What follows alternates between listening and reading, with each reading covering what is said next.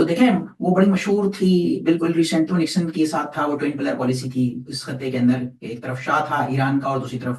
سعودی عرب تھا اس صورتحال میں، ایک طرف یہ شیعہ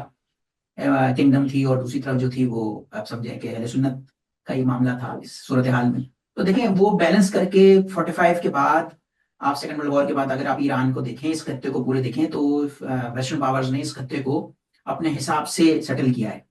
اچھا اس کے اندر آپ یہ دیکھیں 41 کے اندر بھی آپ دیکھ سکتے ہیں ایران کو، کہ ایران کو ڈیوائڈ کر رکھا تھا رشین نے اور برٹش امپائر نے، دو حصوں میں ڈیوائڈ کر کے تقسیم کیا ہوا تھا، بعد میں پھر اس کو انہوں نے سیٹل کیا سیکنڈ ورلڈ وار کے بعد۔ اور پھر یہ ڈاکٹر مصدق کا جو حاشر بھائی نے بھی بات کی 55 میں یہ سب کچھ مسئلہ ہو گیا۔ تو دیکھیں جو دنیا تھی وہ دو حصوں میں تقسیم ہو گئی تھی، اور وہ کولڈ وار کا ایرا تھا اس میں، اور آئل تو ظاہر بات ہے کہ یہاں تھا برٹش۔ جو مسئلہ ہوا تنازع سب سے بڑا وہ یہی ہوا کہ ڈاکٹر مصدق نے وہ سارے جو قومی آئلی تھیں ساری نیشنلائز کر لی تھیں، آئل کی کمپنیز جو برٹش پیٹرولیم کے ساتھ میں ایگریمنٹ وغیرہ ہوا تھا، اور وہی پھر عوام میں وہ غم و غصہ تھا، وہ ریجنمنٹ تھے اینٹی امریکن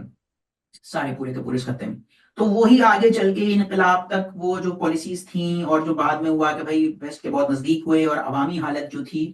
وہ عوام یعنی جو اس کی آپ سمجھ لیں کہ معاشی حالت جو تھی اس حساب سے سیٹل نہیں ہو رہی تھی، اور شاہ کا گروپ جو تھا وہ زیادہ آپ سمجھیں کہ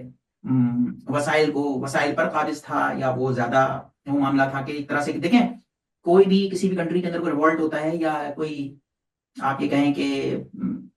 خارجی عناصر تو ہوتے ہیں، لیکن اس کے اندرونی بھی مسائل ہوتے ہیں سارے، کہ جو اس کے بعد یہ ہوا، اور پھر ظاہر تک اکثریت جو تھی، حالانکہ انقلاب میں یا اینٹی شاہ موومنٹ کے اندر تو بہت ساری پارٹیز تھیں جو ایران کے اندر کام کر رہی تھی، کمیونسٹ پارٹی بھی تھی اس میں، اور توڑا پارٹی بھی تھی، اور علماء بھی ساتھ تھے، لیکن بعد میں وہ یہ ہوا کہ وہ پورا انقلاب جو تھا وہ پورا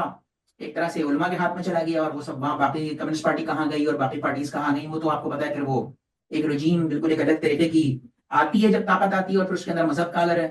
عنصر شامل ہو جائے تو وہ یورپ کی تاریخ پوری آپ دیکھ لیجیے۔